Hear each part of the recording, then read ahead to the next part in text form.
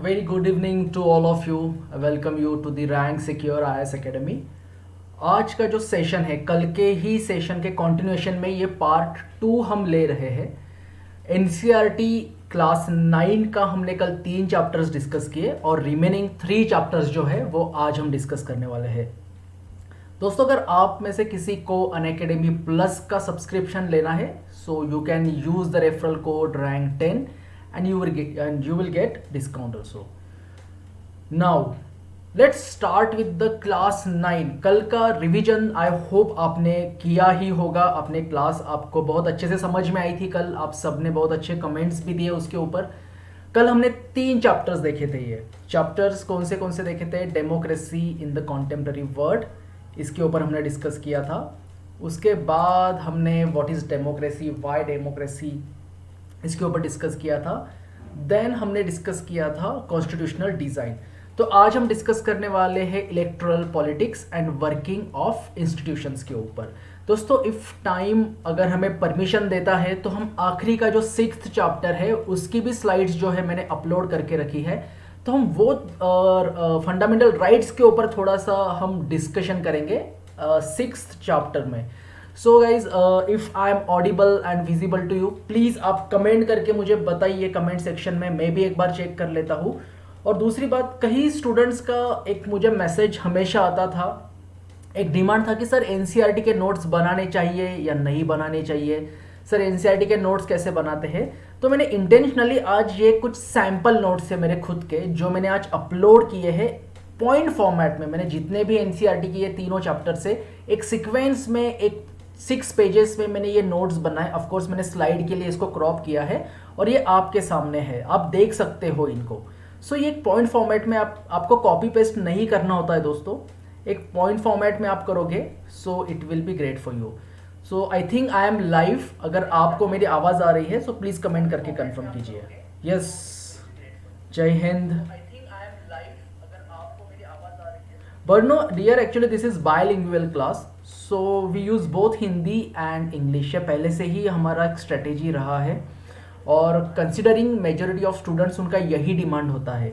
सो notes बर्नो you will see in English but explanation जो है it will be in both. So thank you Abhishek and Sumit for confirming. So let's start. अगर आपको notes का कुछ doubt होगा कि सर नोट्स कैसे बनाते हैं क्या, तो ये इसी के लिए मैंने आज इंटेंशनली ये नोट्स फॉर्मेट में यहाँ पे मैंने स्लाइड्स अपलोड की है। तो चलो let's start with the chapter 4। Chapter 4 है हमारा इलेक्टोरल पॉलिटिक्स के ऊपर। अभी इसकी शुरुआत होती है हरियाणा असेंबली इलेक्शन के केस स्टडी के साथ। देखो दोस्तों, वोटर्स जो है वो फ्लक्चुएटिंग होते हैं हमेशा और डिसीजंस जो होते हैं कल ही हमने डिस्कस किया था। चलो आज ये जो सारे नोट्स है ना, हम ये तीनों चैप्टर हम मैराथन में फिनिश करेंगे पॉइंट फॉर्मेट्स में, पॉइंट टू पॉइंट, क्योंकि कल बहुत सी बेसिक चीज़ें जो है वो मैंने आपको एक्सप्लेन कर दी थी। So will that be okay for you? अगर हम पॉइंट फॉर्मेट में आगे जाएंगे तो हम बहुत जल्द से सारे एनसीईआरटीज खत्म करके उसके ऊपर हम रिविजन के सेशंस और क्वेश्चंस जो आखिरी सेशन में मैं लेने वाला हूँ मेन्स पॉइंट ऑफ व्यू से। कॉन्फ़िगरेशन बढ़ा दे सर, डोंट वरी। अगर आपको ये दिखाई नहीं दे रहा है so there is a provision for you guys. Telegram channel पे तो आप हो ही आई बिलीव। तो ये आज के जो नोट्स है मैं हमारे टेक्निकल टीम को दे दूंगा और वो आपको कल तक या फिर आज ही अगर पॉसिबल होता है तो ये मैं प्रायोरिटी पे ये पूरा स्लाइड्स जो है ये मैं टेलीग्राम चैनल पे अपलोड करने वाला हूँ। But no, in 9th NCERT chapter 4, 5th and 6th I'll be taking today. So guys don't worry about the notes, आज ही आपको मिल जाएंगी आज या कल तक। तो हरियाणा के केस स्टडी से शुरुआत हुई थी। अनसर्टेनिटीज होती है, पब्लिक्स मैंडेट जो होता है, पीपल्स मैंडेट, तो वो काम करने वालों के साथ साथ पता नहीं कई बार तो ऐसा हुआ है इंडियन पॉलिटिक्स में, डेमोक्रेसी जब जहाँ जहाँ पे एग्जिस्ट करती है वहाँ पे ये चीज़ें कॉमनली देखी गई है कि ट्रेंड कुछ और चलता है। जैसे कि अटल बिहारी वाजपेयी के दरमियान उन्होंने फील गुड फैक्टर को कंसिडर करते हुए रिजाइन किया था, लेकिन यूपीए 1 की सरकार आ गई थी। चलो अभी अच्छे दिन का जो नारा लगा था उसको लेके एक चेंज आया, अब की बार फिर से मोदी सरकार, वो भी नारा चल गया। लेकिन ये कल जो मैंने आपको डिस्कस किया था कि कई बार ऐसे अप्स डाउन जो है वो डेमोक्रेसी में आपको देखने को मिलते हैं। वोट क्या होता है? वोट में वो एक ताकत होती है कि हमारे लिए कौन लॉ बनाएगा इसका डिसीजन हम वोट से लेते हैं। अभी लॉ कैसे बनाते हैं ये कल के तीनों चैप्टर्स में मैंने आपको एक्सप्लेन किया था।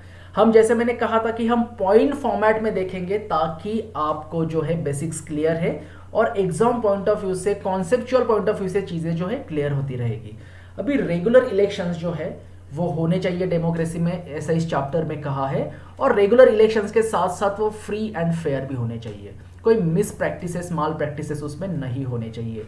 ओपन कंपटीशन की यहाँ पे बात की है उन्होंने 4th पॉइंट में कि open competition in politics good in long run. देखो कल हमने कम्युनिस्ट पार्टी ऑफ चाइना का केस स्टडी डिस्कस किया था। अगर सिंगल पार्टी मोनोपोली उसी की है तो डिक्टेटरशिप ही एक तरीके की उसको आप बोल सकते हो। कौन सी डिक्टेटरशिप? कल मैंने एक नया कॉन्सेप्ट, एक नया टर्मिनोलॉजी आपके साथ शेयर किया था, याद आ रहा है किसी को?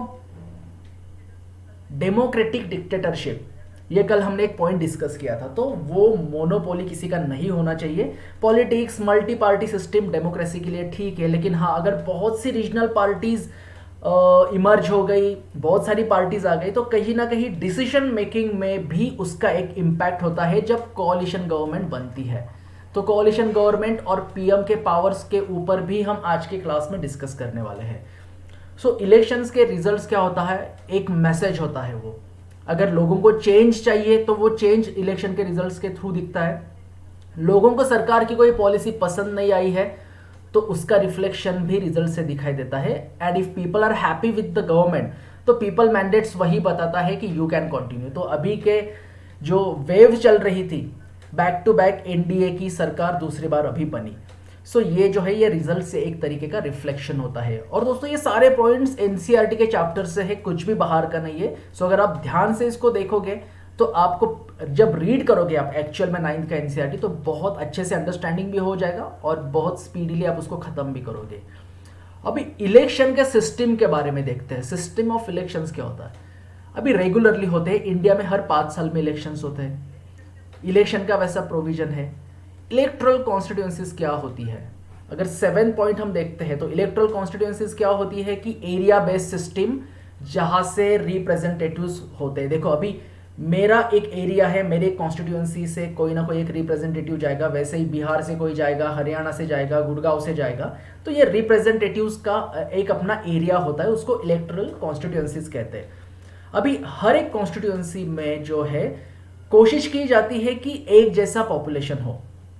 एक तरीके का पॉपुलेशन मतलब कैसे कि अगर दिल्ली की अगर हम बात करते हैं तो चांदनी चौक एक कॉन्स्टिट्यूएंसी है।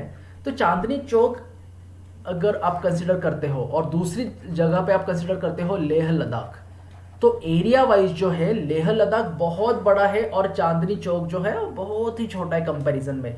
लेकिन चांदनी चौक भी एक कॉन्स्टिट्यूएंसी है और लेह लद्दाख जो है वो भी एक कॉन्स्टिट्यूएंसी है। क्यों? क्योंकि यहाँ पे चांदनी चौक में पॉपुलेशन डेंसिटी बहुत ज़्यादा है, तो यहाँ के पॉपुलेशन से मैच करता हुआ यहाँ का कुछ पॉपुलेशन है।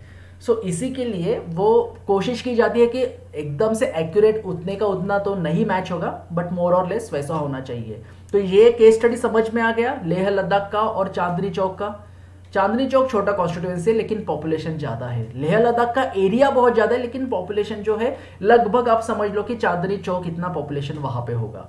सो आई होप यहाँ तक आपको क्लियर है। स्मॉल स्केल पे जब आप आते हो पंचायत लेवल पे या फिर आप नगर पालिका, नगर पंचायत लेवल पे, तो वहाँ पे वार्ड्स होते हैं, वो भी एक तरीके की कॉन्स्टिट्यूएंसीज ही होती है। अभी रिजर्व कॉन्स्टिट्यूएंसीज की ज़रूरत क्यों पड़ी? अभी डेमोक्रेसी को और ज़्यादा रिप्रेजेंटेटिव और डेमोक्रेसी को और ज़्यादा स्ट्रॉन्ग रिफ्लेक्ट होने के लिए, उसका स्ट्रेंथ बढ़ाने के लिए रिजर्व कॉन्स्टिट्यूएंसीज या फिर जो वीकर सेक्शन है या फिर जो अंडर प्रिविलेज्ड क्लासेस है उनका एक रिप्रेजेंटेशन होना भी बहुत ज़रूरी है। देखो अभी SC/ST कम्युनिटीज़ की बात करें तो जो वीकर सेक्शन में अगर वो कंसिडर किए जाते हैं तो उनको रिप्रेजेंट करने वाला लॉ मेकिंग में कोई होना चाहिए। और यही हमारी डेमोक्रेसी की स्ट्रेंथ है कि रिप्रेजेंटेशन जो है सबको मिलेगा। अभी प्रोपोर्शन ऑफ रिजर्व सीट्स जो है वो वैरी होते हैं स्टेट टू स्टेट, क्योंकि महाराष्ट्र में शायद से अलग हो सकते हैं, यूपी में अलग, बिहार में अलग, आंध्रा में अलग हो सकते हैं। क्यों अलग हो सकते हैं? डिपेंडिंग अपॉन दी पॉपुलेशन जो है उस पर्टिकुलर कम्युनिटी का, उस अनुसार ये वैरी हो सकता है। सो उस पॉपुलेशन के हिसाब से जो है वो रिप्रेजेंटेशन दिया जाता है। दोस्तों इसके टेक्निकल डिटेल्स जो है जैसे जैसे हम आगे की क्लासेस की तरफ बढ़ेंगे उसमें ये क्लैरिफाई आपको होते रहेगा। अभी विमेंस के बारे में हम बात करें तो 1/3 सीट्स ऑलरेडी रिजर्व्ड है विमेंस के लिए, लेकिन 1/3 के बाद अभी करंट अपडेट में अगर मैं कहूँ तो कितना रिजर्वेशन मिला है पंचायत या फिर रूरल एंड अर्बन बॉडीज में, 50% मिला है या नहीं मिला है विमेंस?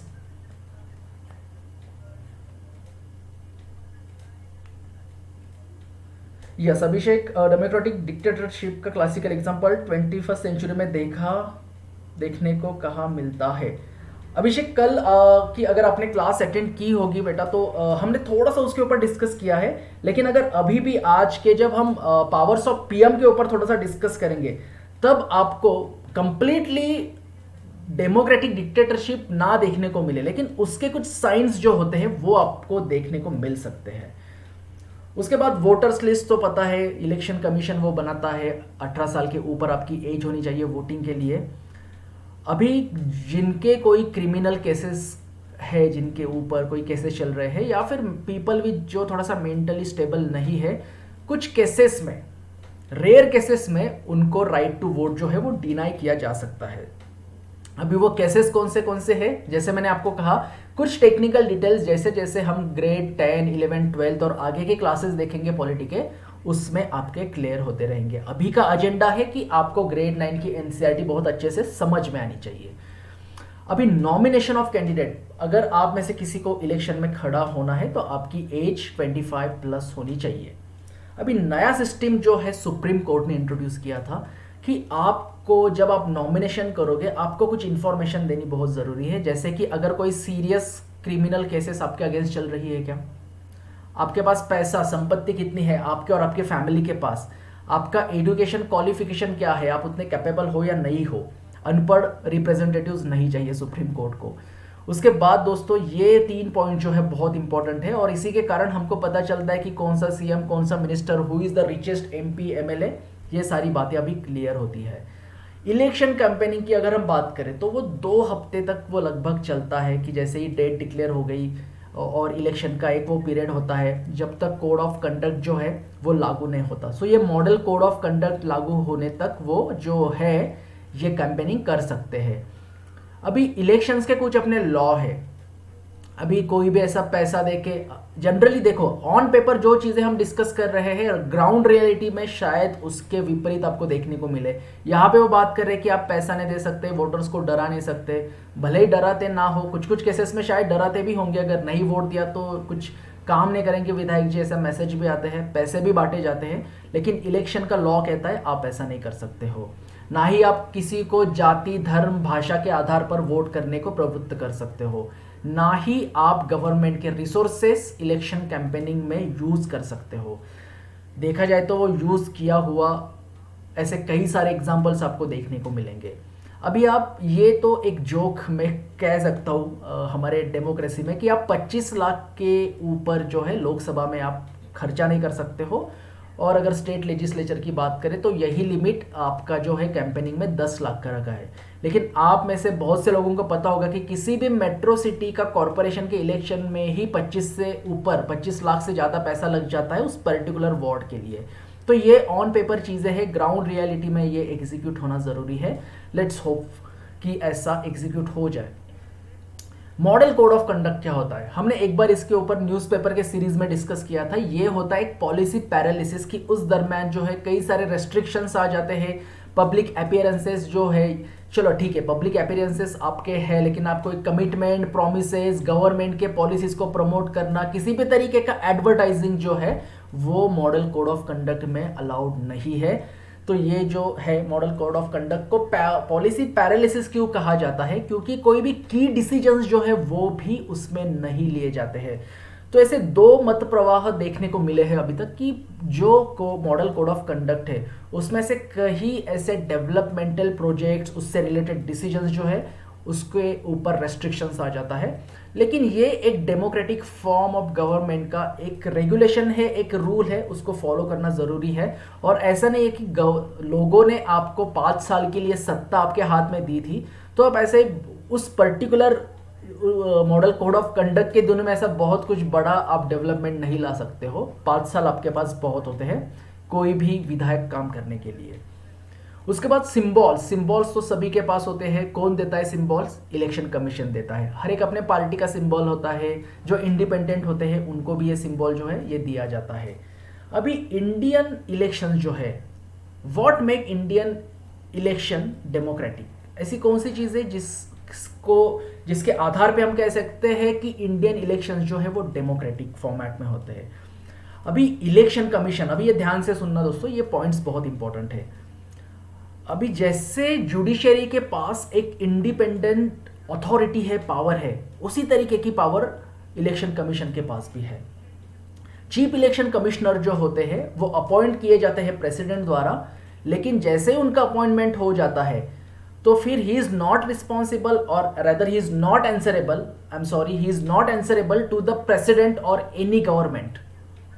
तो वो जो है उसका इंडिपेंडेंट डिसीजंस जुडिशरी की तरह वो ले सकते हैं। अभी उनके पावर्स भी बहुत ज़्यादा उनको दिए जाते हैं। उनके इलेक्शंस कमीशन के जो डिसीजंस होते हैं तो वो इलेक्शंस के अनुसार कब डेट्स डिक्लेयर करनी है, पोलिंग बूथ्स को लेके, ईवीएम मशीन, रिजल्ट्स की डेट, कितने फेजेस में होगा, ये सारे डिसीजंस जो है वो उनके अपने होते हैं। और इलेक्शन के दरमियान अगर आप आईएएस बन गए, गवर्नमेंट सर्विसेज आपने ज्वाइन की और उस दरमियान अगर आप इलेक्शन ड्यूटी पे हो, तब आप अंडर गवर्नमेंट ऑफ इंडिया या फिर आपके रिस्पेक्टिव स्टेट गवर्नमेंट के अंडर काम नहीं कर रहे होते हो, आप काम कर रहे होते हो अंडर इलेक्शन कमीशन। तो ये बात जो है आपको ध्यान रखना बहुत ज़रूरी है। और दूसरी बात की जो इलेक्शन कमीशंस जो होता है वो इलेक्शन के दरमियान, उस पीरियड के दरमियान गवर्नमेंट्स को ऑर्डर भी दे सकता है कि अगर कहीं मिसयूज हो रहा है क्या किसी चीज़ों का, जो गवर्नमेंट के पावर से उसका यूज़ करके कहीं ना कहीं वोटर्स को बहकाने की कोशिश हो रही है, या फिर elections related, model code of conduct related कुछ गाइडलाइंस भी इलेक्शन कमीशन जो है सरकार को दे सकता है। तो ये पॉइंट्स इलेक्शन कमीशन के थे और आई होप आपको ये क्लियर हो चुके होंगे। अभी किसी भी इलेक्शन में पीपल्स पार्टिसिपेशन बहुत ज़रूरी होता है। सो पीपल्स पार्टिसिपेशन की अगर हम बात करते हैं तो पिछले 50 सालों में जो टर्नआउट है यूरोप और नॉर्थ अमेरिका जैसे डेवलप्ड कंट्रीज़ में वो कम होते दिखाई दे रहा है, लेकिन इंडिया में या तो वो स्टेबल है और पिछले कुछ दिनों में वो इंक्रीज हुआ दिखाई दिया है। देखो अभी जो पिछली 2 इलेक्शंस हुए थे लोकसभा के, तो उसमें ये टर्नआउट ज़्यादा देखने को मिला था। इंडिया में जो है वो गरीब, illiterate, under privileged, weaker sections का पार्टिसिपेशन ज़्यादा है और कहा जाता है कि एजुकेटेड लोग जो है वो इलेक्शन के दिन छुट्टी मनाने फैमिली के साथ बाहर जाते हैं। तो दोस्तों जो एजुकेटेड क्लास है, जो समझदार कम्युनिटी है इंडिया की, उनका इलेक्शन में पार्टिसिपेशन बहुत ज़रूरी है। इसीलिए कहा जाता है in democracy you get the government what you deserve. तो देखो जब तक कंप्लीट पीपल्स पार्टिसिपेशन नहीं है तो हो सकता है कि रिप्रेजेंटेटिव जो लॉ मेकिंग में जा रहा है तो शायद से कुछ गड़बड़ी उसमें हो सकती है। तो तब उस दरमियान जो एजुकेटेड सो कॉल्ड लोग हैं उन्होंने कुछ कंप्लेंट्स नहीं करनी चाहिए अगर उन्होंने वोट नहीं किया है। तो फ्री एंड फेयर इलेक्शंस जैसे ज़रूरी है, उसी के साथ साथ पॉलिटिकल मैच्योरिटी। देखो पॉलिटिकल मैच्योरिटी ये बहुत ब्रॉड कॉन्सेप्ट है। हर एक का अपना अपना एक पॉलिटिकल ओपिनियन होता है। हर एक किसी पार्टी को इसलिए फॉलो करता है, शायद कुछ इमोशनल अटैचमेंट हो या फिर कुछ रिलीजियस कनेक्शन हो या फिर कुछ लिंग्विस्टिक आपका उनके साथ एक जुड़े हुए आप उनसे हो सकते हो। लेकिन पॉलिटिकल मैच्योरिटी की जब हम बात करते हैं, सो this is all about the democracy, your Nations development. तो उस दरमियान सही, समझदार और डिजर्विंग कैंडिडेट ही वहां पे जाना चाहिए लॉ मेकिंग में। इसलिए वोटर्स को वोट देते दरमियान उस पॉलिटिकल मैच्योरिटी का जो है ध्यान रखना चाहिए।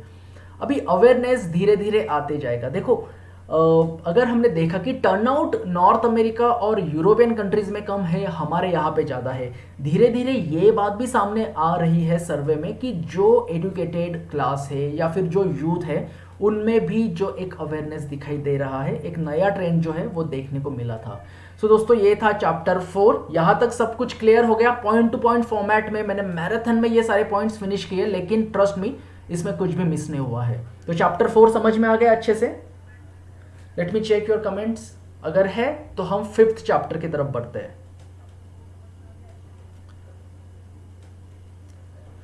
अगर इलेक्शन में नोटा फर्स्ट हो तो क्या होगा?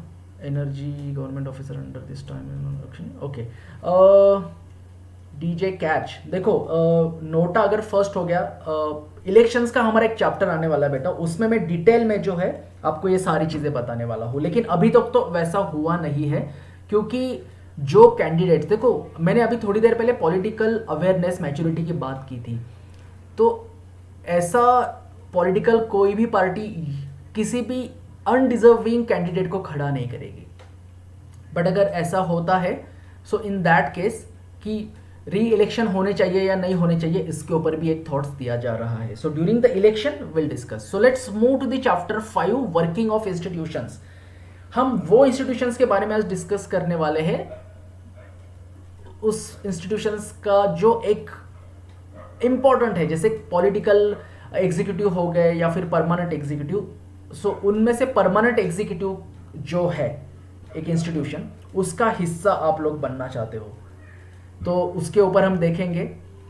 अभी ये इस चैप्टर की शुरुआत जो हुई वो एक केस स्टडी के साथ हुआ था। मंडल कमीशन का जो डिसीजंस था, उसका इम्प्लीमेंटेशन, उसका जो गवर्नमेंट ने ऑर्डर पब्लिश किया था, उसको लेके जो कुछ डिबेट चले थे, उस केस स्टडी के साथ, उस न्यूज़ के साथ इस चैप्टर की शुरुआत होती है। उसके बाद इसमें ये बताया है इस चैप्टर में कि डिसीजन मेकर्स कौन होते हैं।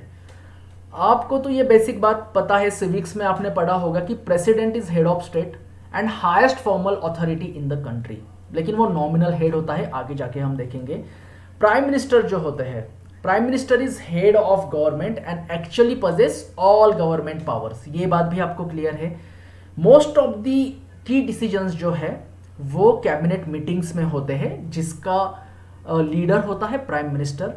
पार्लियामेंट क्या होता है? पार्लियामेंट में 2 हाउसेस होते हैं, लोकसभा और राज्यसभा। सो इतना बेसिक सबका क्लियर है, आपने सिविक्स में पढ़ा है, आपको ये सारी बातें स्कूल में ही पता होगी। अभी हम इसमें डिसीजन लेने वाले, डिसीजन मेकर्स में और कौन कौन होते हैं, जुडिशरी का एक केस स्टडी के साथ हम डिस्कस करते हैं, क्योंकि जुडिशरी भी एक अहम हिस्सा होता है डिसीजन मेकिंग में।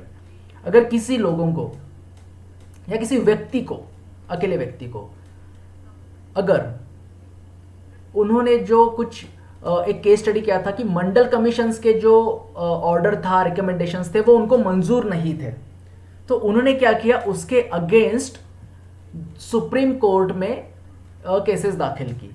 उन्होंने उसके अगेंस्ट जो है नंबर ऑफ केसेस फाइल की सुप्रीम कोर्ट में। सो सुप्रीम कोर्ट ने उस केस में किया कि वो सारे केसेस को इकट्ठा किया और उसी को नाम दिया Indira Sawhney and others versus Union of India. तो आपको डीडी बासु या फिर लक्ष्मीकांत, अगर आप में से किसी सीनियर स्टूडेंट ने पढ़ा है तो आपको ये पता होगा। तो ये Indira Sawhney and others versus Union of India case क्या था? So this is related to this Mandal commission का जो रिजर्वेशन क्राइटेरिया उन्होंने रखा था 27% फॉर ओबीसी, उसके एग्जीक्यूशन को लेके ये केस स्टैंड हुई थी।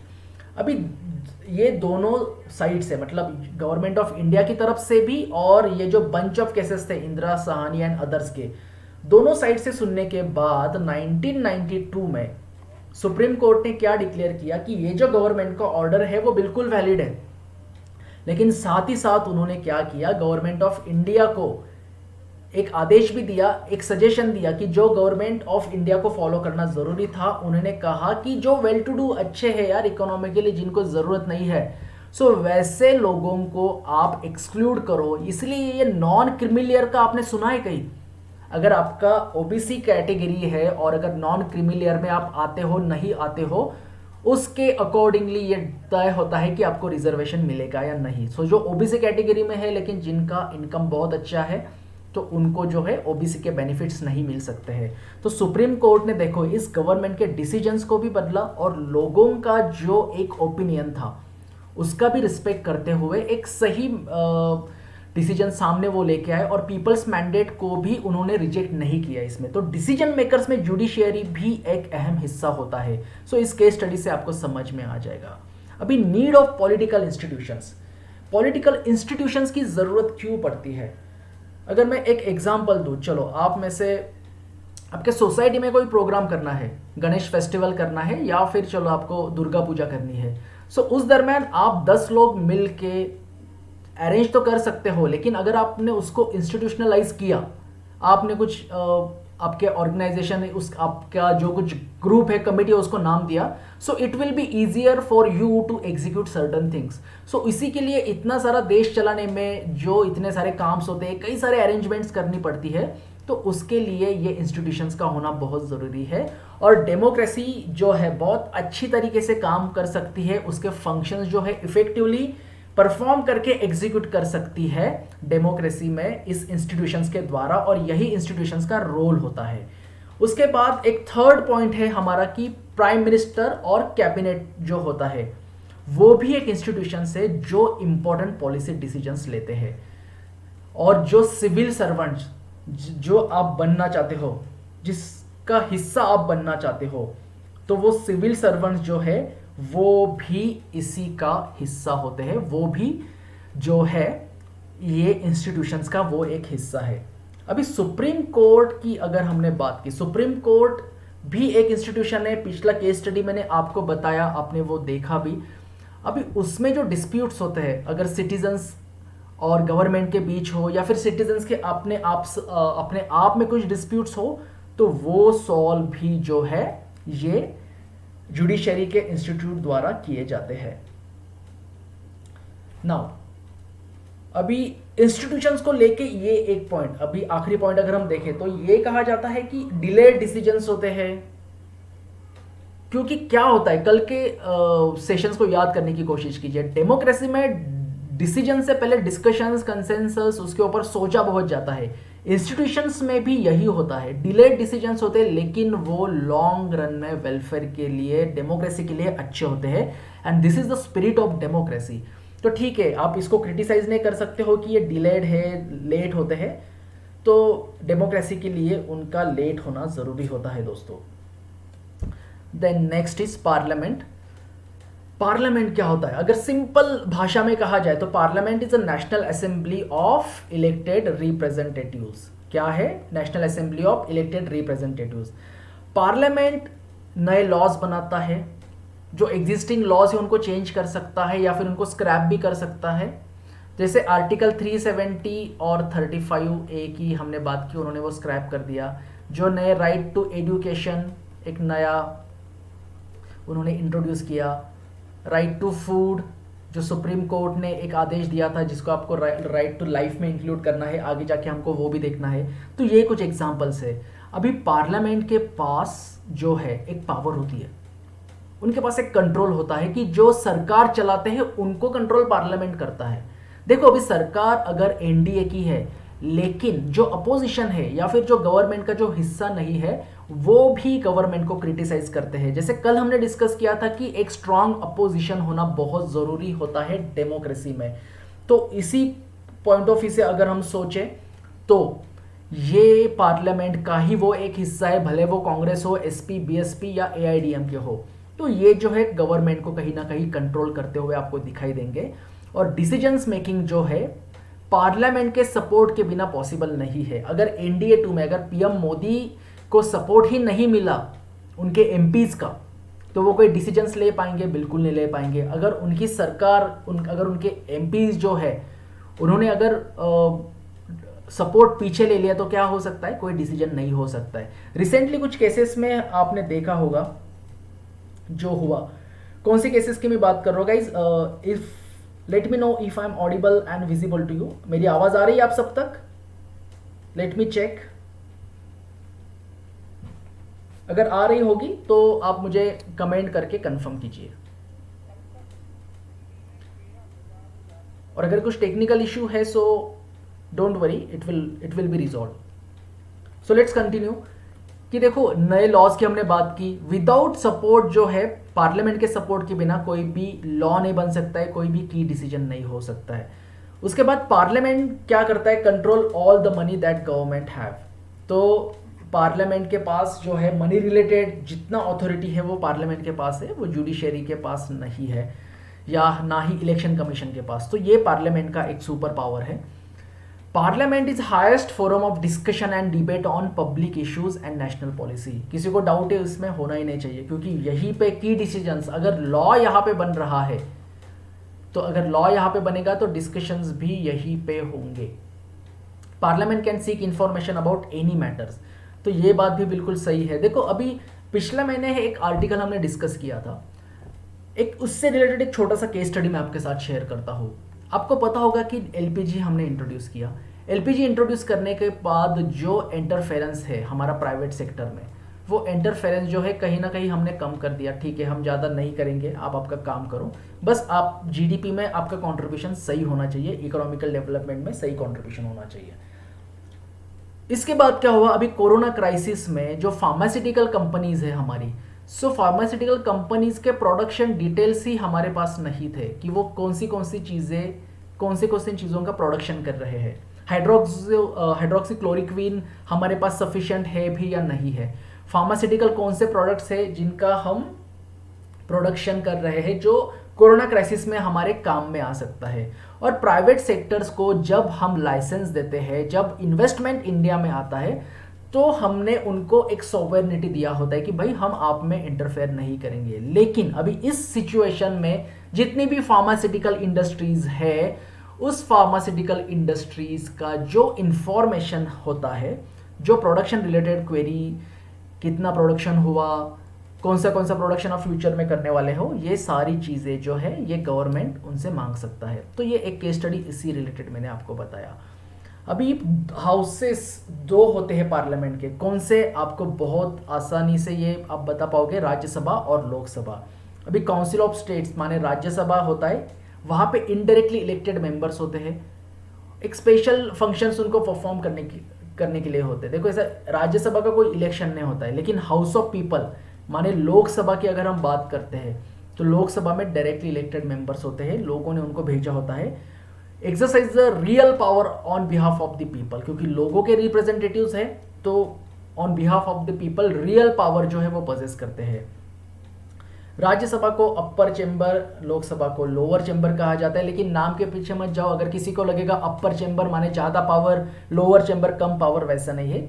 एक्चुअल रियल पावर जो है वो लोकसभा के पास ही है। अभी लोकसभा पावरफुल है, इसका एग्जाम्पल अगर आपको मैं दूं अभी तो आपको समझ में आ जाएगा कि वाई लोकसभा इज पावरफुल। अगर किसी बिल को लेके, किसी लॉ को लेके अगर कुछ कंफ्यूजन है, चलो अभी कोई भी ऑर्डिनरी लॉ पास किया जाता है दोनों हाउसेस में, ठीक है, दोनों हाउसेस से वो पास हो गया, वो लॉ बन गया।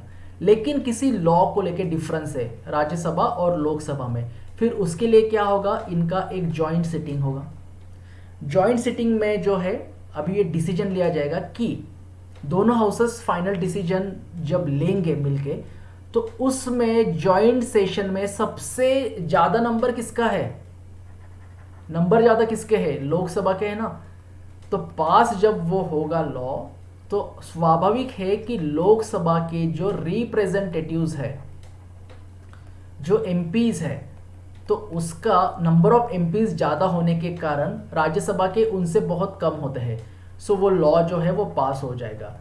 सो ये बात आपको यहाँ पे आई होप क्लियर हो चुकी होंगी कि देखो ऑर्डिनरी लॉ जो है दोनों हाउसेस में पास होता है। किसी लॉ को लेके कन्फ्यूजन हो गया, डिफरेंसेस है, दोनों एक साथ बैठेंगे। लेकिन देखो अगर 590 अराउंड आपके एमपीज लोकसभा में है और 250 260 प्रेजेंट अगर राज्यसभा में है, तो नंबर ऑफ एमपीज लोकसभा में ज़्यादा होने के कारण उसको उस लॉ का सपोर्ट जो मिलेगा वो ज़्यादा लोकसभा से ही आएगा, और इसी के लिए लोकसभा के अनुसार ये पास हो जाएगा, जो लोकसभा की अगर इच्छा है उसे पास करने की तो।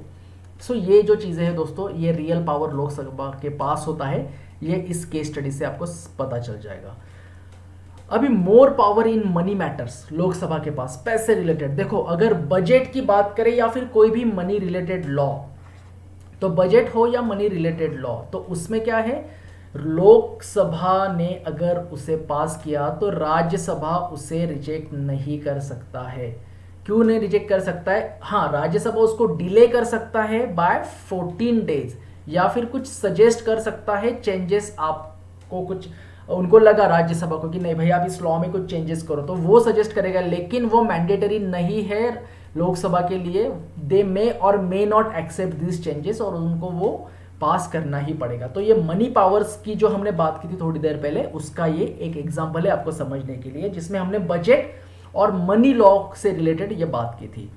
अभी Lok Sabha control council of ministers, तो मेजॉरिटी ऑफ कैबिनेट मिनिस्टर्स जो होते हैं वो लोकसभा से ही होते हैं, ठीक है ना। चलो कुछ ऐसे एक्सेप्शनल केसेस होंगे, लेकिन की डिसीजन मेकर जो है डेमोक्रेसी में, पार्लियामेंट्री फॉर्म ऑफ गवर्नमेंट में, वो काउंसिल ऑफ मिनिस्टर्स के द्वारा होता है और मेजॉरिटी ऑफ वो बिलोंग्स करते हैं लोकसभा से। तो वो भी एक पावर जो है आपको देखने को मिलेगा।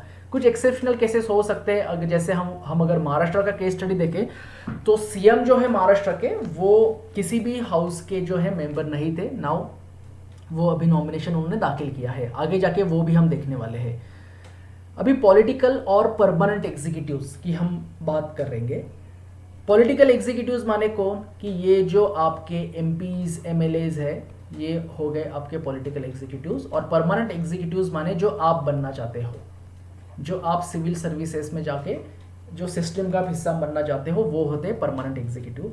पॉलिटिकल एग्जीक्यूटिव आपको पता है लोगों ने इलेक्ट किए होते हैं। परमानेंट एग्जीक्यूटिव आप सिविल सर्विसेज और अभी कुछ कुछ केसेस में लैटरल एंट्रीज भी शुरू किया है, उसके द्वारा आप जा सकते हो, लेकिन थ्रू सिविल सर्विसेज ही आप परमानेंट एग्जीक्यूटिव की कैटेगरी में आ जाओगे। So I wish you a very good luck for that. अभी प्राइम मिनिस्टर और काउंसिल ऑफ मिनिस्टर्स, ये जो नेक्स्ट पॉइंट है, अभी direct elections to the post of PM होता है क्या अपने कंट्री में? कोई डायरेक्ट इलेक्शन है? बिल्कुल नहीं, डायरेक्ट इलेक्शन नहीं होता है। जो पार्टी होता है उनका एमपीज जितना इलेक्ट होके आए, वो मिलके डिसाइड करता है कि उनका लीडर कौन होगा। अभी रिसेंटली ये ट्रेंड है कि प्राइम मिनिस्टरियल फेस कौन है, लेकिन हमारा ये प्रेसिडेंशियल फॉर्म जो होता है उसमें ये होता है कि चलो हमारा प्रेसिडेंशियल कैंडिडेट बैरक ओबामा है या ट्रम्प है या क्लिंटन है, तो उसमें चलता है। लेकिन प्राइम मिनिस्टरियल फॉर्म इंडिया में वो ट्रेंड नहीं था। रिसेंटली भी आ गया कि चलो प्राइम मिनिस्टरियल फेस मोदी है या फिर अडवाणी है या फिर राहुल गांधी है, कोई भी है। तो इसके द्वारा जो है वैसा हमारे कॉन्स्टिट्यूशन में कहीं भी मेंशन नहीं है। डिसाइड किया जाता है, इलेक्टेड मेंबर जो है उनका लीडर वो बाद में चूज करते हैं, लेकिन रिसेंटली ये ट्रेंड चल रहा है। प्रेसिडेंट जो है वो प्राइम मिनिस्टर को अपॉइंट करते हैं और साथ ही साथ बाकी के मिनिस्टर्स को on the advice of prime minister. तो प्राइम मिनिस्टर एडवाइस देंगे प्रेसिडेंट को कि और कौन से मिनिस्टर्स जो है उनको आप अपॉइंट करोगे। समटाइम्स क्या होता है, who is not the member of parliament can also become a minister. जैसे मैंने अभी थोड़ी देर पहले पिछले साइड में एग्जाम्पल दिया था महाराष्ट्र के सीएम उद्धव ठाकरे जी का। तो क्या हो गया कि उस केस में अगर वो मिनिस्टर बन जाता है कोई भी, तो उसको क्या करना होता है कि जब वो मिनिस्ट्री का वो ओथ लेता है मिनिस्टर बनने के बाद, उसको उस डेट से लेके आने वाले 6 महीने में किसी भी एक हाउस का जो है मेंबर अपॉइंट होना पड़ता है, मेंबर बनना पड़ता है। तो ये एक प्रोविजन भी हमारे डिसीजन में पॉलिसी मेकिंग में आपको दिखाई देगा, हमारे कॉन्स्टिट्यूशन में है। अभी कैबिनेट मिनिस्टर्स जो होते हैं वो की डिसीजन मेकर्स होते हैं।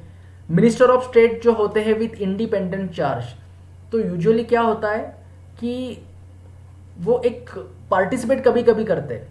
अभी usually in charge of smaller ministries, जो छोटी छोटी मिनिस्ट्रीज है उनका ही उनको इंडिपेंडेंट चार्ज होता है। और कैबिनेट के जो डिस्कशंस होते हैं, मीटिंग्स होते हैं, अगर स्पेशली इन्वाइटेड है तो वो उसको अटेंड करते हैं।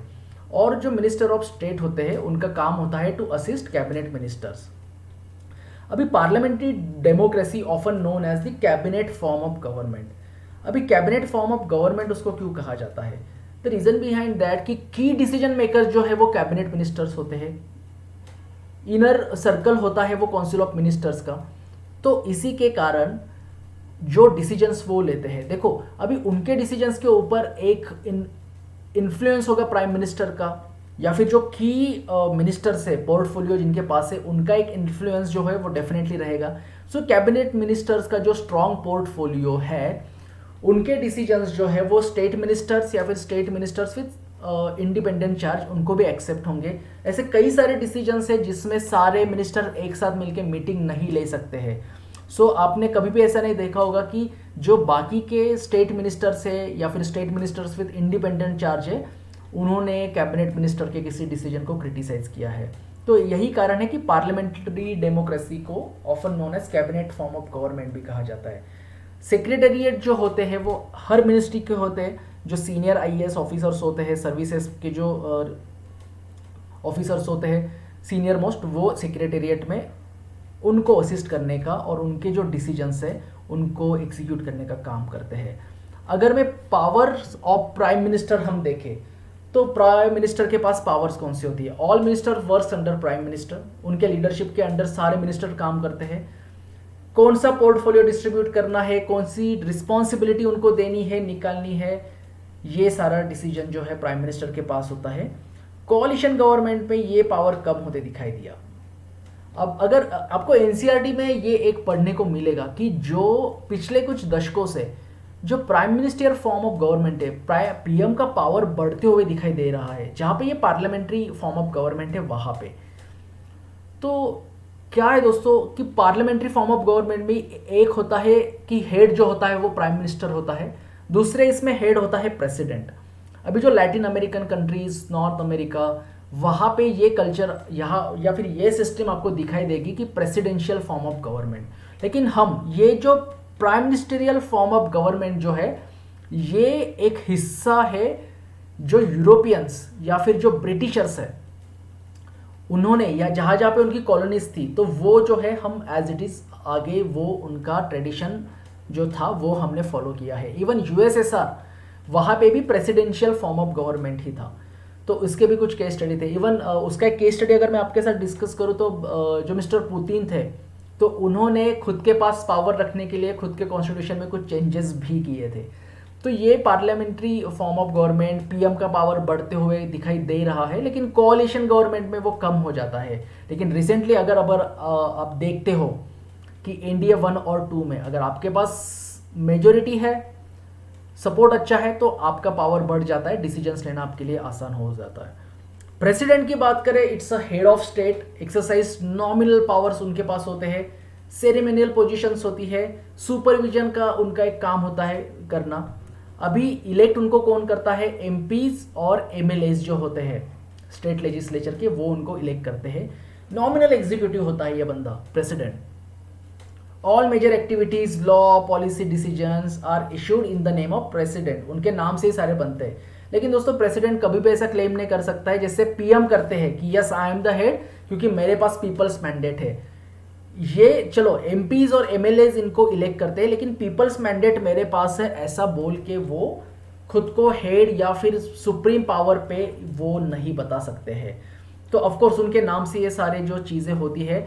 Major appointments made under the name of president, अभी जैसे इलेक्शन कमीशन का हो गया, सुप्रीम कोर्ट्स के जजेस हो गए, उनका जो अपॉइंटमेंट होता है उस प्रेसिडेंट के नाम से होता है। उसके बाद all international treaties agreements are made in the name of president. तो आपको समझ में आ रहा है कि प्रेसिडेंट्स के नाम से कौन सी चीज़ें होती है, लेकिन उनके पास उतना पावर नहीं है। इंटरनेशनल ट्रीटीज एग्रीमेंट्स भी उनके नाम से होते हैं। सुप्रीम कमांडर होते हैं डिफेंस फोर्सेस के, ये बात आपको पता होगी, सिविक्स में आपने पढ़ा होगा। उसके बाद president exercise all the powers only on the advice of council of minister. तो आपको पता चला कि जितने पावर्स है उस पावर का सोर्स क्या है, उस पावर का सोर्स है काउंसिल ऑफ मिनिस्टर। तो अगर ये उसका सोर्स है तो प्रेसिडेंट के हाथ बंधे हुए आपको यहाँ पे दिखाई देंगे।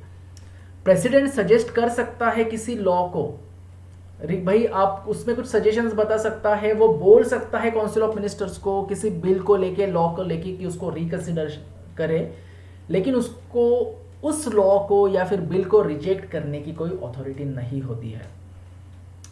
अगर वो रिकंसिडरेशन के लिए भेजता है तो चलो ठीक है, उसके ऊपर थॉट दे सकते हैं, लेकिन अगर बाद में फिर से वो पास हो गया तो प्रेसिडेंट को वो एक्सेप्ट करके उस पर सिग्नेचर करके उसको इनैक्ट करना ही पड़ेगा उस लॉ को।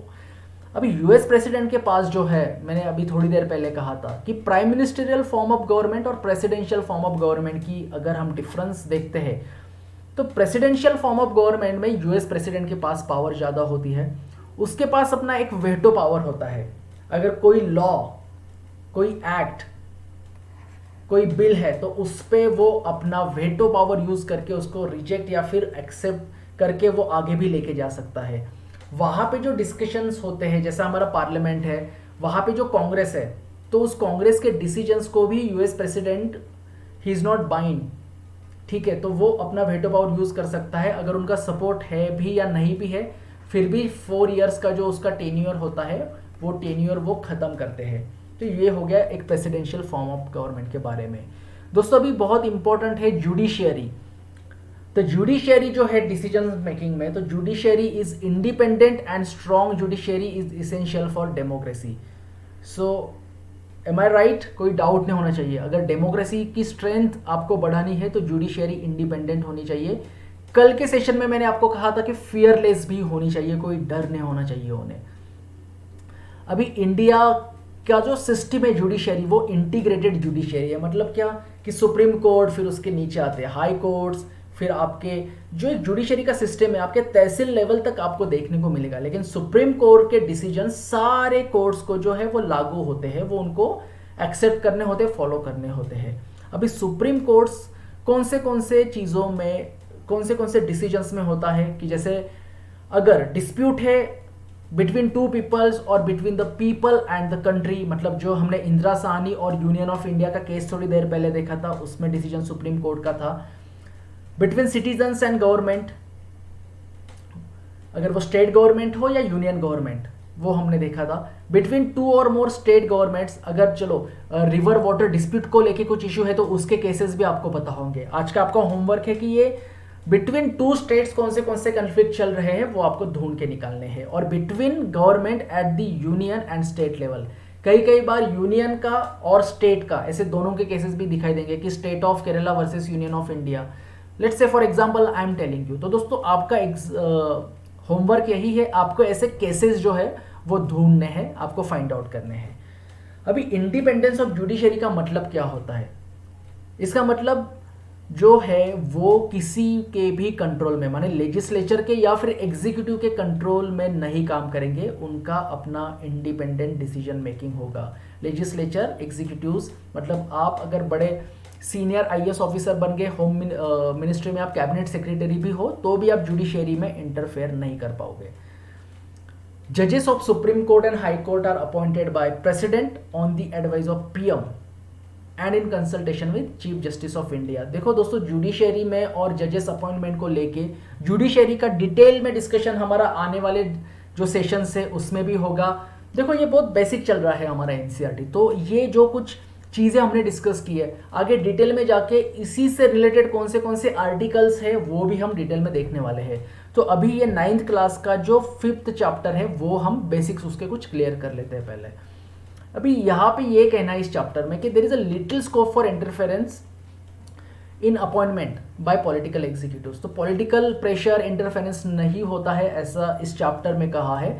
लेकिन ये भी एक देखने को मिला है कि कहीं ना कहीं वो इन्फ्लुएंस आ ही जाता है जुडिशियरी के अपॉइंट में। पिछले कुछ दिनों में ये देखने को मिला है। रिमूवल जो होता है इनका थ्रू इम्पीचमेंट मोशन ही होता है। तो इम्पीचमेंट मोशन क्या है ये भी हम आने वाले जुडिशरी के चैप्टर में, पार्लियामेंट्री प्रोसेस में हम इसके ऊपर डिटेल में चर्चा करेंगे। अभी सुप्रीम कोर्ट और हाई कोर्ट जो होते हैं उनके पास जो पावर होते हैं to interpret the constitution, they declare any law of the legislation invalid. तो आपको जो थोड़ी देर पहले हमने डिस्कस किया था मंडल कमीशन के इम्प्लीमेंटेशन को लेके, तो उन्होंने उस गवर्नमेंट के ऑर्डर पे जो है गवर्नमेंट को सजेशन देखो उसमें चेंजेस लाने को भी कहा था। तो ये जो है इंटरप्रेट करना मानेगा कि किसी भी लॉ जो पार्लियामेंट ने पास किया है वो सही है या गलत है, उसका डिसीजन वो ले सकते हैं। एनआरसी की केस हो या आर्टिकल 370 की, उसको लेके आपने ये न्यूज़ में डेफिनेटली देखा होगा। जुडिशियल रिव्यू, ये एक बहुत इंपॉर्टेंट पॉइंट है। रिव्यू करना माने क्या?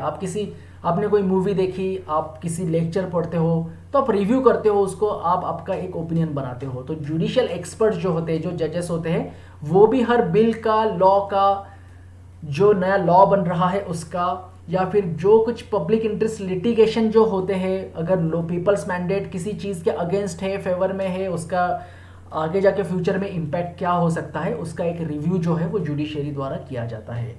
अभी जो कोर, जो बेसिक स्ट्रक्चर है कॉन्स्टिट्यूशन का, उसको चेंज नहीं किया जाना चाहिए, इसका रिस्पॉन्सिबिलिटी होता है सुप्रीम कोर्ट का। तो जो मेन बेसिक स्ट्रक्चर है उसको धक्का लगने नहीं देता है सुप्रीम कोर्ट। अगर ऐसा पार्लियामेंट का कोई लॉ है जो बेसिक स्ट्रक्चर को धक्का पहुंचाएगा, सुप्रीम कोर्ट उसे पास नहीं करेगा, उसे रिजेक्ट करेगा। अभी guardian of the fundamental rights ऐसा कहा जाता है, और यही फंडामेंटल राइट जो है हम आगे जाके नेक्स्ट और ये जो आखिरी चैप्टर है उसमें हम देखने वाले हैं। पब्लिक इंटरेस्ट लिटिगेशन के बारे में मैंने आपको कहा था कि देखो, इंदिरा साहनी और and others versus Union of India का केस हमने देखा था, लेकिन public interest litigation, judicial review, ये जो है ये जुडिशियरी को स्ट्रॉन्ग करते हैं। अगर आप आर्टिकल 370 को स्क्रैप करने को लेके, भले आप जे में ना हो, किसी और स्टेट में हो, but you are not happy with this decision, आप PIL दाखिल कर सकते हो। सुप्रीम कोर्ट उसका रिव्यू करेगा कि वेदर इट इज राइट और रॉन्ग, और उस अकॉर्डिंगली सुप्रीम कोर्ट जो है अपना डिसीजंस देगा। दोस्तों आखिरी चैप्टर है क्लास 9 का, हम इसको फिनिश कर देंगे।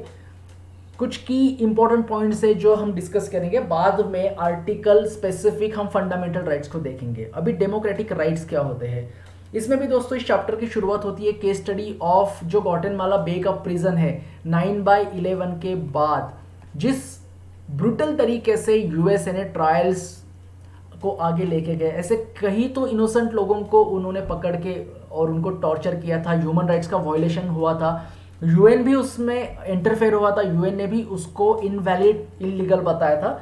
लेकिन US का इन्फ्लुएंस आपको पता है UN में ज़्यादा है, उन्होंने UN की भी बात नहीं मानी। तो ऐसे वो जो ह्यूमन राइट्स का वायलेशन हुआ है, सुपर पावर होने के कारण बाकी के कंट्रीज या फिर क्रिटिसिज्म या फिर एमनेस्टी इंटरनेशनल जैसे NGO जो ह्यूमन राइट्स के लिए काम करता है, उनके सजेशंस को भी या फिर उनके इंटरफेरेंस को उन्होंने एंटरटेन नहीं किया। कोसोवो और सऊदी अरेबिया में विमेंस राइट, कोसोवो में जो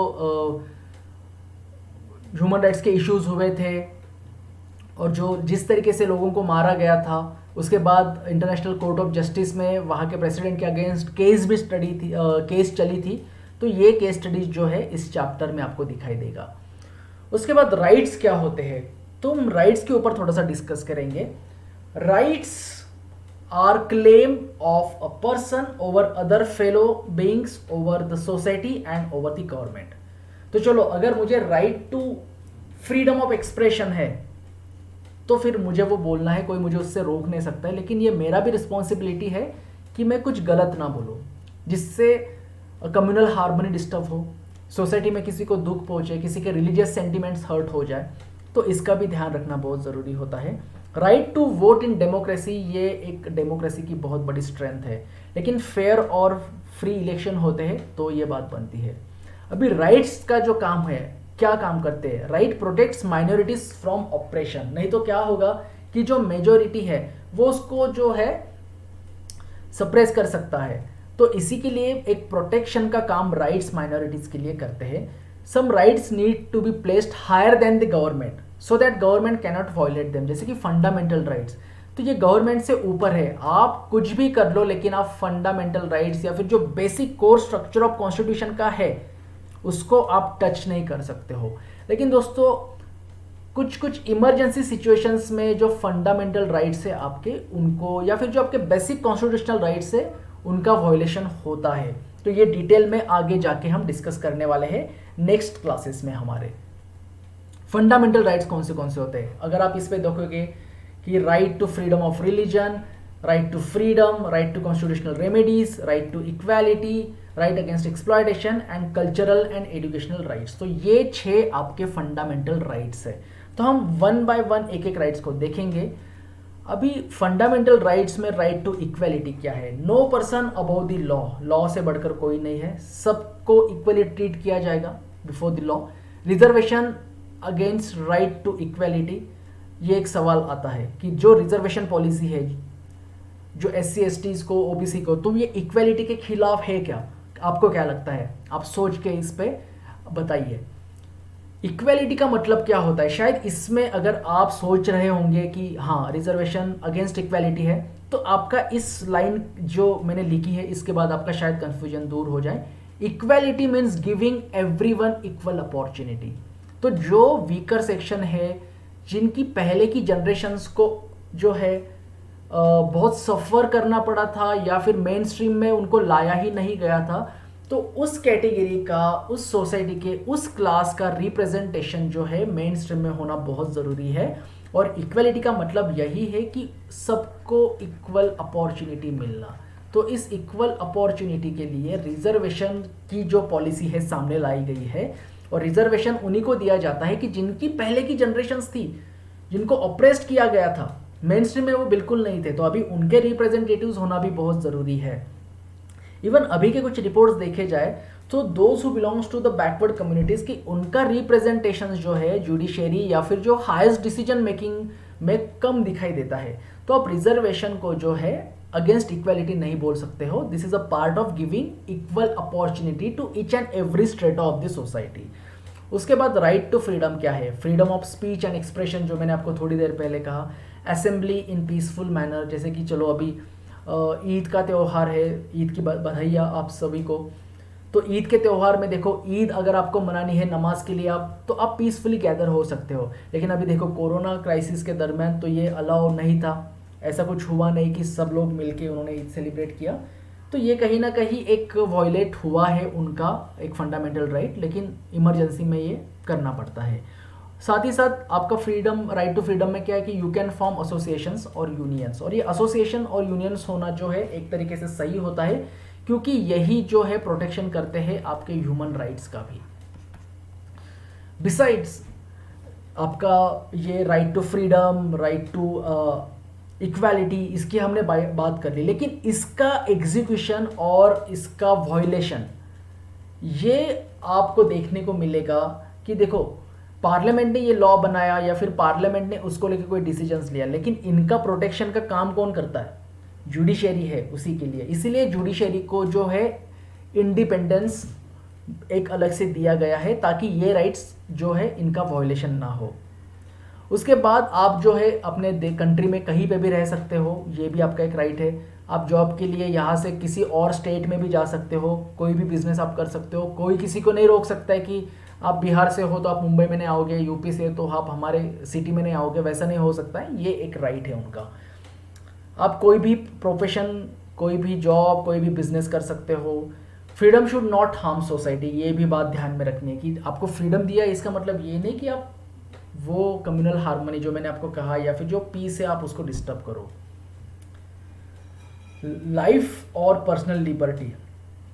अभी लाइफ और पर्सनल लिबर्टी क्या है? देखो वो ग्वाटेमाला बे प्रिजन के बारे में हमने डिस्कस किया था, लेकिन इंडिया में विदाउट एनी लीगल जस्टिफिकेशन, अगर इंडियन कॉन्टेक्स्ट में हम बात करें तो हम किसी को पनिशमेंट या फिर अरेस्ट नहीं कर सकते हैं। दूसरी बात, अगर हम अरेस्ट कर रहे हैं किसी को तो उसको वो रीज़न देना पड़ता है कि उसको अरेस्ट क्यों किया। अरेस्ट करने के बाद विद इन 24 आवर्स जो नियर बाय मैजिस्ट्रेट होता है, उस मैजिस्ट्रेट में उसको हाजिर करना पड़ता है जिसको आपने अरेस्ट किया है। और साथ ही साथ जिसको अरेस्ट किया है उसको ये भी राइट है कि वो लॉयर को कंसल्ट करे उसके। तो देखो इतना जो प्रोटेक्शन जो है हमारी कॉन्स्टिट्यूशन, हमारे राइट्स जो है हमारे सिटीजन्स को देता है। अभी right to freedom of religion क्या है? चलो हम सेक्युलर स्टेट है, कल के एक चैप्टर में हमने डिस्कस किया था you have right to freedom of religion, लेकिन आप आपका रिलीजन किसी और लोगों के ऊपर इम्पोज नहीं कर सकते हो। और हमारे स्टेट का अपना कोई रिलीजन नहीं है, हमारा जो एजेंडा है वो क्लियर है, हम हर रिलीजन से दूर है, लेकिन बाकी के लोगों को वो उतना राइट है कि आप यू कैन एंजॉय, बट आप किसी को प्रेशराइज मत करो या फिर आप कन्वर्ट करने भी मत जाओ किसी को आपके खुद के रिलीजन में। तो म्यूचुअली आप एक दूसरे के रिलीजन को रिस्पेक्ट करके साथ में रहो। कल्चरल और एजुकेशनल राइट्स ये एक अलग इंपॉर्टेंट राइट्स के कैटेगरी में आता है, फंडामेंटल राइट्स के, कि स्पेशल गारंटीज दी जाती है माइनॉरिटीज़ को, वीकर सेक्शन को।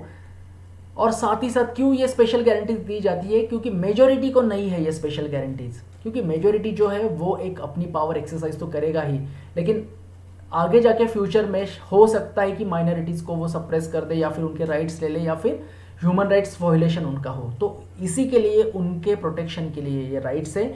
माइनॉरिटीज़ को राइट्स है टू एस्टैब्लिश एजुकेशनल इंस्टीट्यूट्स। तो ये आपने देखा होगा कि देखो ऐसे कई सारे माइनॉरिटीज़, माने रिलीजियस माइनॉरिटीज़ ही नहीं, लिंग्विस्टिक माइनॉरिटीज़ भी उसमें आते हैं। इवन जो लिंग्विस्टिक माइनॉरिटीज़ है उनको भी वो एक प्रोविजन है स्पेशल कि वो एजुकेशनल इंस्टीट्यूट जो है शुरू कर सकते हैं। ऐसे कई 2-3 एग्जांपल्स पुणे सिटी में मैंने देखे हैं कि जो रिलीजियस माइनॉरिटीज़ नहीं है, लिंग्विस्टिक माइनॉरिटीज़ है, और उन्होंने अपने खुद का एक बड़ा एम्पायर एजुकेशन इंडस्ट्री का खोल के रखा है। राइट टू कॉन्स्टिट्यूशनल रेमेडीज, ये बहुत ही इंपॉर्टेंट है। अभी we have right to seek enforcement of above mention rights. अभी तक जितने 5 राइट्स हमने देखे, ये सही तरीके से इन्फोर्स किए जा रहे हैं या नहीं, उसको देखने का काम जो है, ये हमारा राइट है कि ये एग्जीक्यूट किए जा रहे हैं, इन्फोर्स किए जा रहे हैं या नहीं, और यही होता है राइट टू कॉन्स्टिट्यूशनल रेमेडीज। अभी ये जो राइट्स है कॉन्स्टिट्यूशनल रेमेडीज का, यही राइट जो है बाकी के रिमेनिंग 5 बेसिक फंडामेंटल राइट्स को इफेक्टिव बनाता है। In case of violation of fundamental right, we can directly approach supreme court और हाई कोर्ट्स। तो ये सारे प्रोविजन, ये प्रावधान जो है राइट टू कॉन्स्टिट्यूशनल रेमेडीज के राइट्स द्वारा जो हमें मिलते हैं। डॉक्टर बाबा साहब अम्बेडकर जी ने कहा था कि this right to constitutional remedies क्या है, is the heart and soul of our constitution, क्योंकि यही प्रोटेक्ट करता है, यही हमें बताता है, यही इन्फोर्स करने के लिए जो है एक वे है रिमेनिंग फंडामेंटल राइट्स को। और ये सही तरीके से जो हमारे फंडामेंटल राइट्स का प्रोटेक्शन किया जाता है, जो काम चल रहा है, ये इसी राइट्स के कारण। इसलिए एक बड़ा एक नाम, heart and soul of the constitution, doctor Baba Saheb Ambedkar ने इसको कहा था। फंडामेंटल राइट्स आपको गारंटी देता है against the action of the legislature, the executive and other government authorities. तो आपके फंडामेंटल राइट्स का वायलेशन गवर्नमेंट, एग्जीक्यूटिव या फिर कोई गवर्नमेंट अथॉरिटी, कोई लॉ, कोई डिसीजंस लेके नहीं आपके राइट्स वायलेट कर सकता है, उसका वायलेशन कोई नहीं कर सकता है। और उसी के प्रोटेक्शन के लिए कोर्ट्स होते हैं। इवन कोर्ट्स के पास जो अपना जुडिशरी है, वो एनफोर्स कर सकता है fundamental right against private individuals and private bodies, institutions को भी वो बोल सकते हैं कि आपको ये फंडामेंटल राइट जो है वो आपको एग्जीक्यूट करने पड़ेंगे। अभी देखो, सुप्रीम कोर्ट ने जो कोरोना क्राइसिस में जो कुछ माइग्रेंट्स का इशू हो या फिर जॉब कट्स हो रहे हैं, इवन आरबीआई ने जो जिनके EMIs थे उनके ऊपर 3 मंथ्स के लिए उन्होंने एक थोड़ा सा एक छूट दी थी, लेकिन हालांकि आपको जो है इंटरेस्ट वो तो भरना ही पड़ेगा। तो ऐसे कुछ केसेस में जो है जुडिशियल एक्टिविज्म इसको कहते हैं, आगे जाके हम ये डिटेल में डिस्कस करेंगे ही जुडिशियल एक्टिविज्म। लेकिन फंडामेंटल राइट्स के तौर पे अगर हम बात करें तो कोर्ट्स को वो अधिकार है कि वो बता सकता है कि इस फंडामेंटल राइट्स का वायलेशन नहीं होना चाहिए, कहाँ कहाँ पे उसका इन्फोर्समेंट करना है। तो ये डायरेक्शन देने का काम, ये इन्फोर्समेंट हो रहा है या नहीं हो रहा है, इसको देखने का काम जो है वो जुडिशरी करता है। पब्लिक इंटरेस्ट लिटिगेशन के बारे में हमने देखा था। अभी एक्सपांडिंग स्कोप ऑफ राइट्स, जैसे RTI अभी आ गया, कुछ केस स्टडीज में आपको बताता हूँ। राइट टू एजुकेशन एक आ गया। देखो, फंडामेंटल राइट्स हमने जो देखे, लेकिन ये भी बहुत इंपॉर्टेंट है। Right to information, right to education, freedom of press, वो भी एक इंपॉर्टेंट हिस्सा है डेमोक्रेसी का, मीडिया। राइट टू फूड, अभी सुप्रीम कोर्ट ने आदेश दिया था कि राइट टू लाइफ जो है आपका, राइट टू लाइफ में आपको राइट टू फूड भी ऐड करना है, अदरवाइज ये तो एक बेसिक चीज़ है जीने के लिए, तो ये एक नया उसमें ऐड किया है। अभी राइट टू प्राइवेसी का एक केस स्टडी उन्होंने दिया था, मतलब साउथ अफ्रीका के कॉन्स्टिट्यूशन में कौन से पॉइंट्स ऐड किए। अभी राइट टू प्राइवेसी इंडिया में है या नहीं है आपको देखना है। डेटा प्रोटेक्शन बिल को लेके जो कुछ पिछले कुछ दिनों से डिबेट चल रहा था, करंट केस स्टडी जो हम पॉलिटी के देखेंगे, एक सेशन हम उसके ऊपर लेंगे और उसके ऊपर भी हम डिस्कशन करेंगे। तो आपको भी सोचना है कि राइट टू प्राइवेसी इंडिया में है या नहीं है। आखिरी पॉइंट है इसका, नेशनल ह्यूमन राइट कमीशन इस चैप्टर में दिया हुआ था। National human right commission setup हुआ था 1993 में। ये एक इंडिपेंडेंट इंस्टीट्यूशन है जुडिशरी की तरह। इसको अपॉइंटमेंट किया जाता है प्रेसिडेंट के द्वारा, और इसमें कौन कौन लोग होते हैं, रिटायर्ड जजेस, ऑफिसर्स और इमिनेंट सिटीजन्स जो एक्सपर्ट्स होते हैं, या फिर जो एक रिनोन सिटीजन्स जो है, जो किसी एक ओहदे पे जिन्होंने काम किया है, वैसे इसका एक हिस्सा होते हैं नेशनल ह्यूमन राइट कमीशन का। अभी नेशनल ह्यूमन राइट कमीशन में जो है वो भी राइट्स मेंशन किए हैं, इंक्लूड किए हैं, जो यूनाइटेड नेशंस ने स्पॉन्सर्ड किए थे इंटरनेशनल ट्रीटीज़ में और जिनके ऊपर इंडिया ने साइन किया है। तो NHRCs में हमारे फंडामेंटल राइट्स के वॉल्यूशन के साथ साथ UN के जो राइट्स है जिसके ऊपर इंडिया सिग्नेटरी है, इंडिया ने साइन किया है, वो भी इसमें ऐड किए हैं। और NHRC का काम ही होता है कि फंडामेंटल राइट्स का प्रोटेक्शन हो रहा है या नहीं हो रहा है। तो वो उसमें एक्टिवली देखते रहता है। अभी फंडामेंटल राइट्स का प्रोटेक्शन करना उनका काम है, लेकिन ह्यूमन राइट कमीशन जो है उसको किसी को पनिशमेंट देने का कोई अथॉरिटी नहीं है। वो अपना एक इंक्वायरी जो है वो बिठा सकता है, वो उस पर्टिकुलर केस को समझने के लिए इंक्वायरी बिठाएगा, वो केस क्या है, वायलेशन हुआ है नहीं हुआ है, वो सामने रखेगा कोर्ट के सामने, लेकिन किसी को वो पनिशमेंट नहीं दे सकता है। सो दोस्तों, ये था ग्रेड 9 के एनसीईआरटी के चैप्टर 4, 5 एंड 6। इसी लेक्चर के साथ हमारा क्लास 9 का एनसीईआरटी खत्म होता है। कल हमने 3 चैप्टर्स देखे थे, आज के सेशन में हमने 3 चैप्टर्स देखे। If you enjoyed the class please hit the like button. ये सारा जो क्लास है मैंने आज का पॉइंट फॉर्मेट में लिया था। मुझे कुछ क्वेरीज थे, कुछ क्वेश्चंस, डाउट्स थे स्टूडेंट्स के कि सर एनसीईआरटी के नोट्स कैसे निकालते हैं, निकालने चाहिए या नहीं निकालने चाहिए। इसी के कारण मैंने ये नोट्स मेरे अपने खुद के यहाँ पे अपलोड किए थे। हमारा टेलीग्राम चैनल आप ज्वाइन कीजिए, उसमें आपके साथ ये नोट्स में शेयर कर दूंगा। अगर आपको क्लास पसंद आई है सो प्लीज़ लाइक कीजिए, कमेंट कीजिए, आपके दोस्तों के साथ शेयर कीजिए, और हमारे चैनल को सब्सक्राइब आपने किया ही होगा। अगर आप न्यू हैं तो प्लीज़ चैनल को भी सब्सक्राइब कीजिए। एंड गाइज, अभी 9th एनसीईआरटी के बाद कल से हम स्टार्ट करने वाले हैं 10th क्लास का पॉलिटी का एनसीईआरटी। क्लास कल इसी समय होगा 9 या फिर 9:30 को। कुछ टेक्निकल इशू हुआ तो थोड़ा सा आगे पीछे हो सकता है, लेकिन इसी दरम्यान होगा 9 to 9:30 के बीच में। सो गाइज, अपना और अपने परिवार का ख्याल रखो। This is so far about the class 9 NCERT. I hope आपको क्लास 9 की एनसीईआरटी अच्छे से समझ में आ गई होगी। So guys, thank you so much and see you tomorrow.